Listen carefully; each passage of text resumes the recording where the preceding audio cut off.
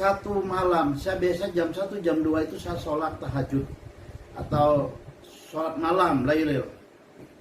Jadi itu ada datang gemuruh ke tempat saya, dibilang engkaulah yang suka mengganggu aku. Kamu dulu suka berkhotbah, berceramah di mana-mana, banyak orang-orang Kristen mengikuti. Akhir orang Kristen kamu sahadatkan. Sebelum disahadatkan, disunat. Setelah disunat dimandiin wajib, dibersih dengan 5 jenis tanah-tanah atau tanah liat yang untuk disertu. 7 air yang harus dibersih di dalam di mana mereka yang 7 sumur. Ya. Hanya tidak pakai bunga-bunga. Nah itu biasa ada istiadat zaman dulu. Itu saudara-saudaraku. Nah itu merasa berdosa. Dan akhir saya tidak tahu siapa yang menghampiri saya di tengah malam itu. Beliau dengan badan yang santun, yang sopan dibilang, "Salam Ahmad Supena Haji, kamu telah aku ampunin segala dosa."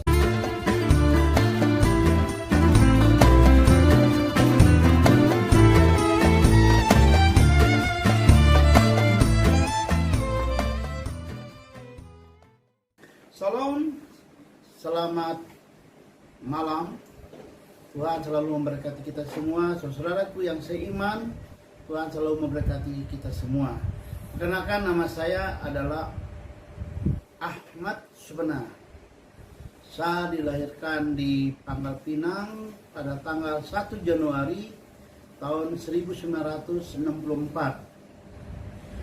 Nah, saya tinggal di kota kecil di Pulau Timah, yaitu Pulau Bangka atau disebut dengan ladang, lada putih. Ya, saudaraku yang dikasihi oleh Tuhan.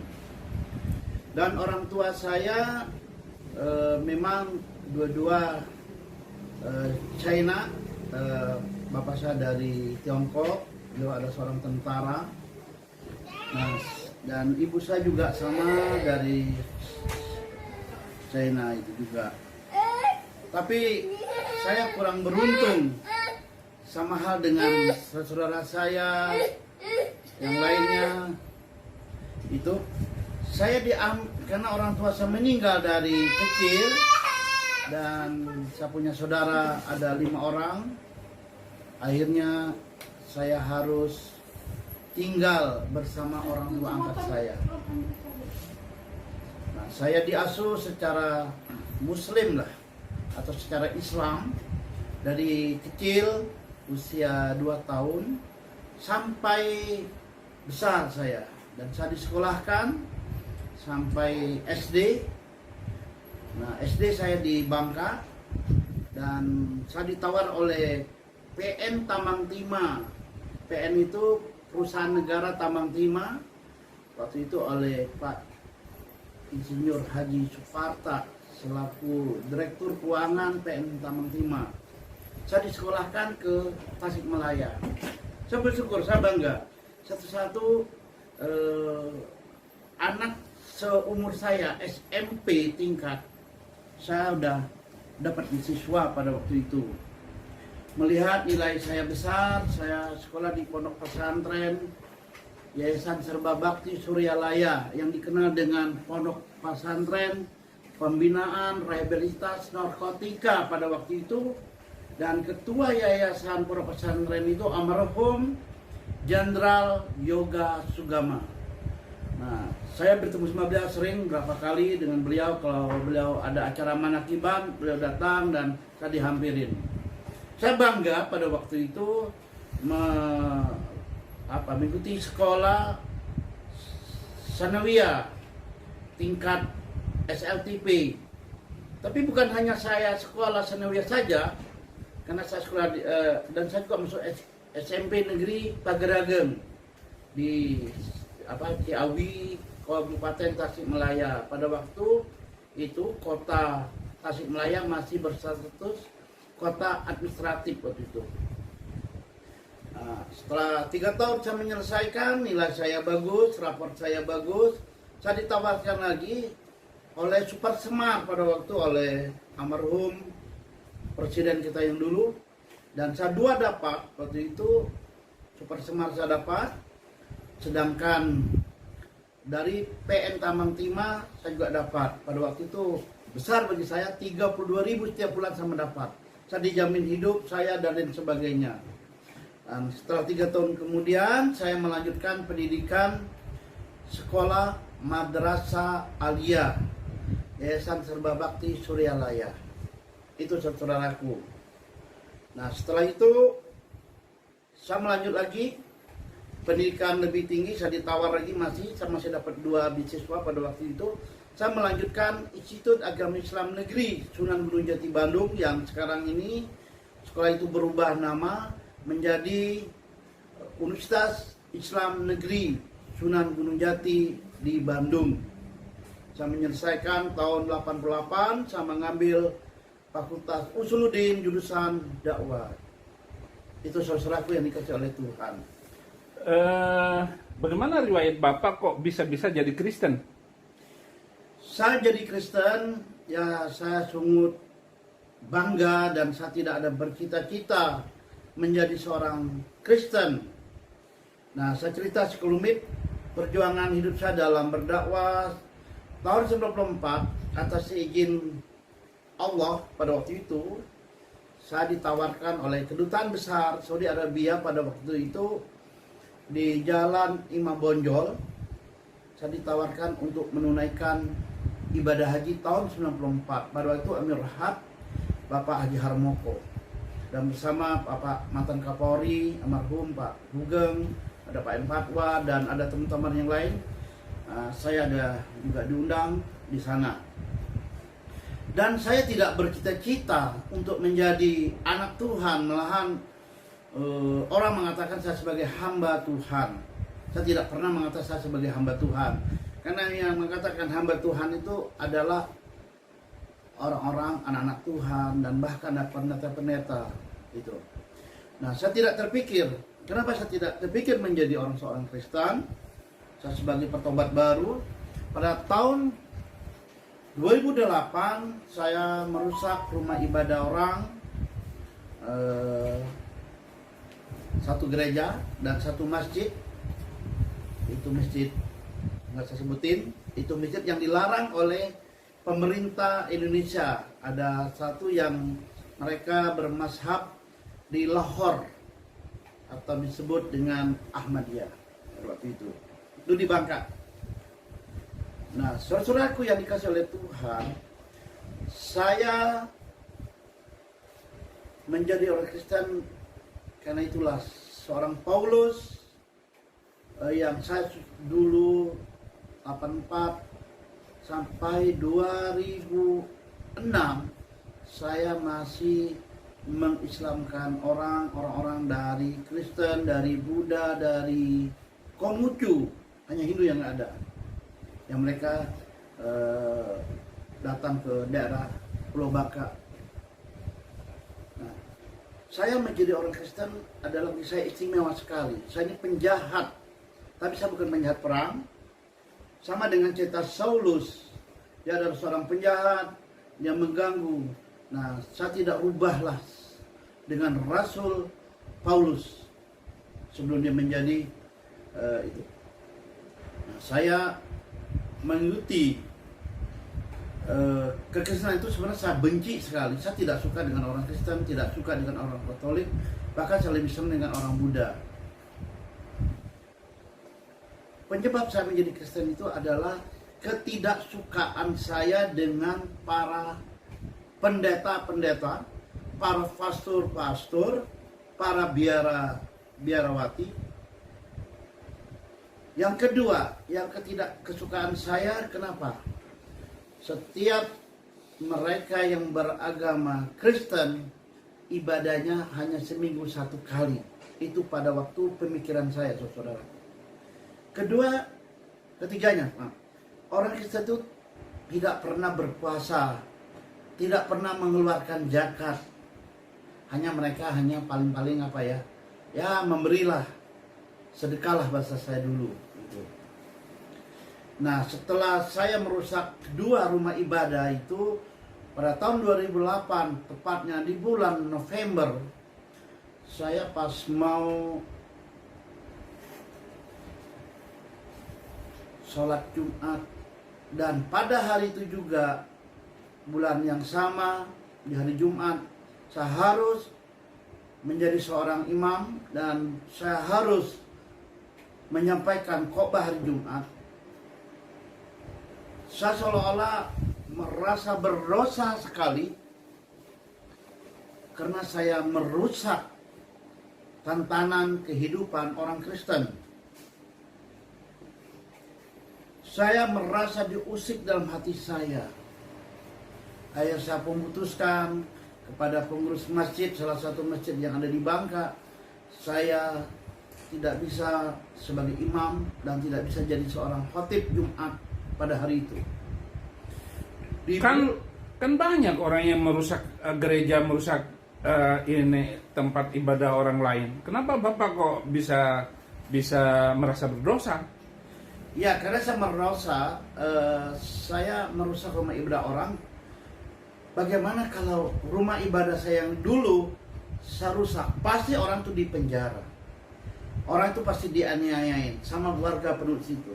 Tapi pada waktu itu, pada bulan November itu, tidak ada satupun hamba Tuhan, pendeta, bahkan orang-orang Kristen datang ke saya untuk mengadili saya atau melapor saya, baik ke Polres maupun ke Polda pada waktu itu. Nah, saya merasa berdosa karena rumah ibadah itu yang saya rusak.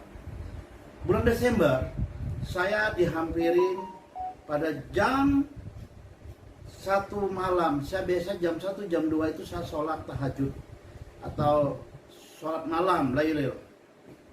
Jadi itu ada datang gemuruh ke tempat saya, dibilang, engkaulah yang suka mengganggu aku. Kamu dulu suka berkhotbah, berceramah di mana-mana, banyak orang-orang Kristen mengikuti. Akhir orang Kristen kamu sahadatkan. Sebelum disahadatkan, disunat. Setelah disunat dimandiin wajib, dibersih dengan 5 jenis tanah-tanah atau tanah liat yang untuk disertu. 7 air yang harus dibersih di dalam di mana mereka yang bernajis. Sumur. Ya. Hanya tidak pakai bunga-bunga. Nah, itu biasa ada istiadat zaman dulu. Itu saudara-saudaraku. Nah, itu merasa berdosa. Dan akhir saya tidak tahu siapa yang menghampiri saya di tengah malam itu. Beliau dengan badan yang santun, yang sopan, dibilang, "Salam Ahmad Supena Haji, kamu telah aku ampunin segala dosa." Saya air jatuh, habis itu terjatuh, itulah saya hilang kendali, hilang dari pembicaraan itu. Banyak hal yang dibicarakan selama berapa detik karena kita dalam keadaan tidur, saudara-saudara. Ya, itu Pak Pendeta Syafruddin Ibrahim. Itulah perkenalan pertama. Perkenalan kedua, saya datang, mesti ada saksi hidup. Saya kalau masuk gereja GP Kris Pangkal Pinang di jalan Mayo Sepi Rahman atau jalan Koba, saya kayak kilat. Masuk saya takut dilihat oleh orang. Saya biasa jam 6 kurang saya udah masuk ke situ. Dan pulang pun saya kayak kilat keluar. Nggak pernah saya salaman sama orang. Itu saya nikmati sampai bulan Februari 2009. Nah, 2009 pada bulan Januari saya bisa dibaptis. Nah, Pak Pendeta Daniel Golgota, pada waktu itu beliau seorang hamba Tuhan, seorang gembala jemaat gereja GP Kris Pangkal Pinang. Dia berkata, "Saya tidak mau membaptis Bapak." Dia kasih lagi ke rekomendasi ke gereja lain. Ada satu gereja GP Kris yang ada di belakang airport Pangkal Pinang, namanya Pak Pendeta Sugeng Haryanto. Dibilang, "Saya juga nggak siap." Dikasihlah rekomendasi lagi salah satu hamba Tuhan, gereja Kami Injil. Pak Pendeta Balan lain itu persis gerejanya itu di pasir padi, depan itu jagal babi itu. Ayah beliau katakan, saya juga nggak siap karena 3 kali saya mau dibaptis dalam nama Bapa, Putra dan Roh Kudus. Saat kami diganggu orang, air gagal. Nah, akhir beliau kasih rekomendasi lagi ke Bapak Pendeta Paul Paksual. Pada waktu 2009 beliau adalah Ketua Umum Sinode Gereja GKII, Gereja Kami Injil Indonesia. Dan akhirnya saya bertemu dengan beliau. Pada hari itu beliau sebenarnya nolak. Saya dikirim lagi dengan salah satu penjabat pengurus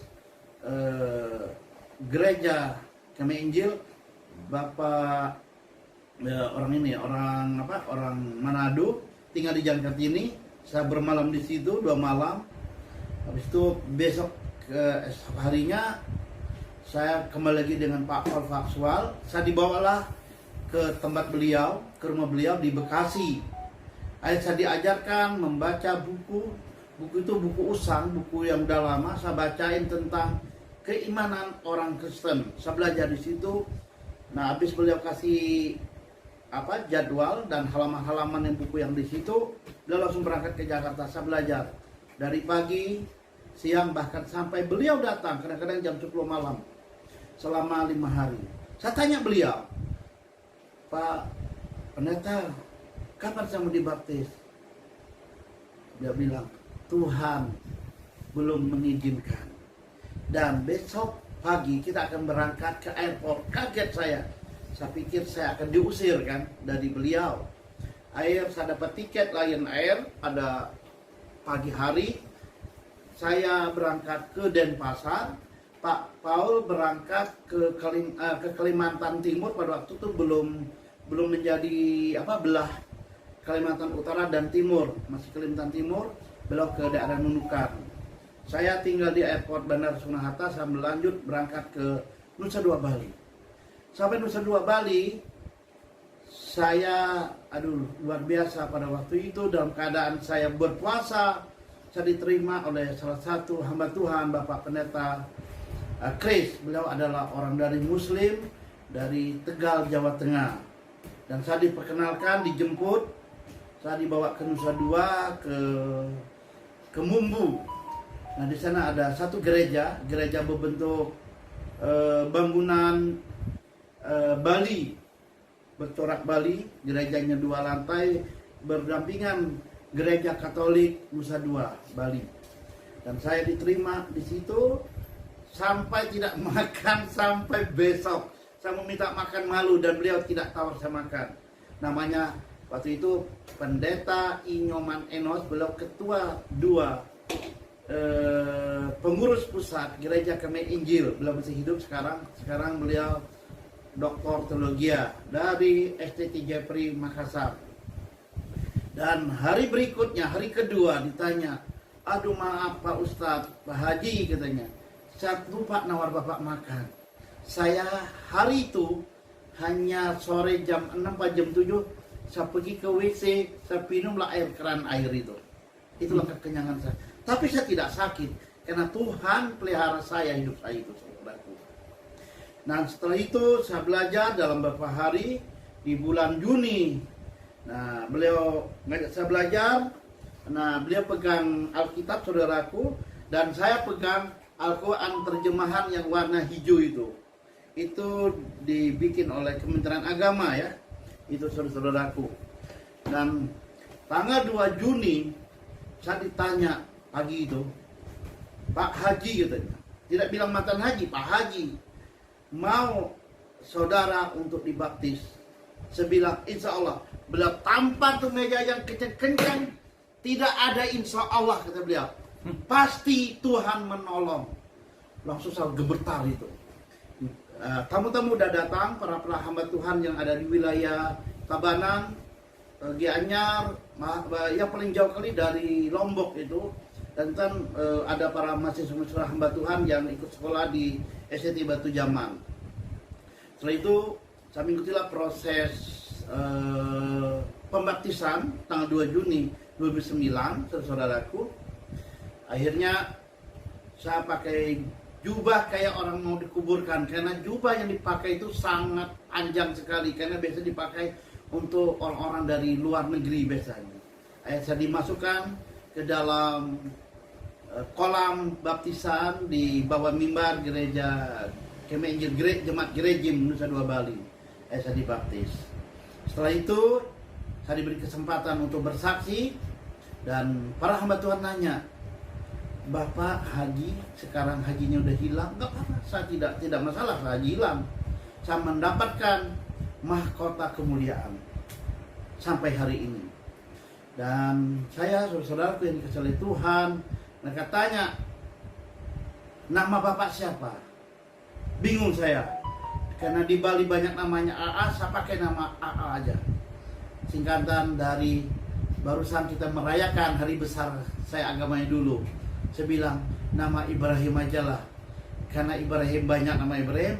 Saya ambil namanya Abraham, jadi AA Supena, Abraham Ahmad Supena. Itu saudara kekasihku. Ya, terus sekarang apa pelayanan Bapak? Saya melayanin hampir beberapa tahun di gereja di Tegal. Kami melayani di sana. Itu gereja Jakarta Baptist Community, pusatnya adalah di Pulau Mas, Pendeta Edwin Halim. Saya melayani di sana, dan kemarin saya harus pindah melayanin ke pulau. Nah, ini Pulau Timah.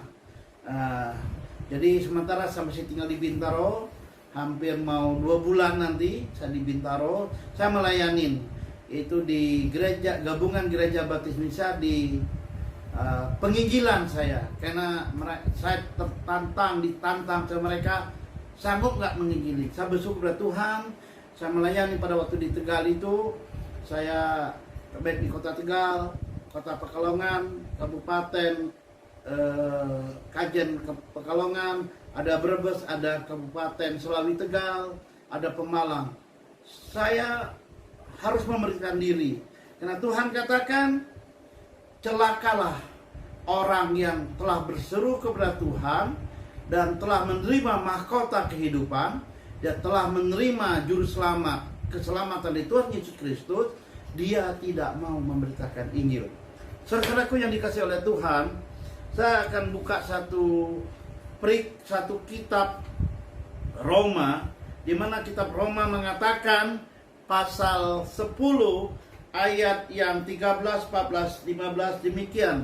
Banyak para hamba Tuhan yang tahu dengan kitab ini, tapi tidak mau mereka melaksanakan. Sebab barang siapa yang berseru kepada nama Tuhan akan diselamatkan.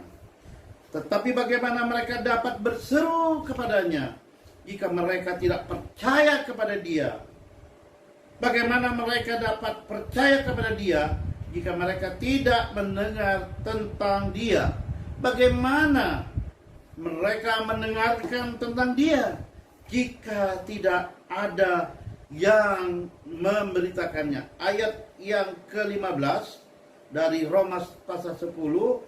Dan bagaimana mereka dapat memberitakannya jika mereka tidak diutus, seperti ada tertulis, betapa indahnya kedatangan mereka yang membawa kabar baik, itu kabar Injil keselamatan. Jadi saya bersyukur. Jadi saya tidak sia-sia, saudaraku. Saya masuk sekolah Institut Agama Islam Sunan Gunung Jati Bandung. Saya ngambil Usuludin fakultas jurusan dakwah. Saya tidak sia-sia, masih nyambung saya masih. Jadi dakwah dengan penginjilan itu sama? Beda-beda tipis lah. Nah. Hanya saya dakwah dulu sia-sia. Karena sia-sia itu saya tidak mendapatkan upah apa-apa di surga. Hanya memaksakan orang. Bagaimana perasaan Bapak setelah menjadi pengikut Yesus? Saya bersyukur kepada Tuhan. Saya bersyukur kepada Tuhan, saya telah dimeteraikan pada tanggal 2 Juni 2009.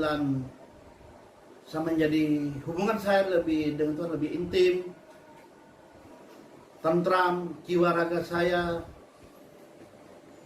tidak merasa terancam. saya merasa tidak teraniaya. Saya harus menjadi saluran berkat bagi orang yang mau mendengarkan Injil keselamatan. Kalau setiap orang mengatakan saya menerima juru selamat, saya bilang puji Tuhan, alhamdulillah, haleluya, haleluya, haleluya. Jadi jiwa raga kami kayak saya dicas lagi oleh Tuhan. Saya lebih semangat lagi. Setiap orang bertobat,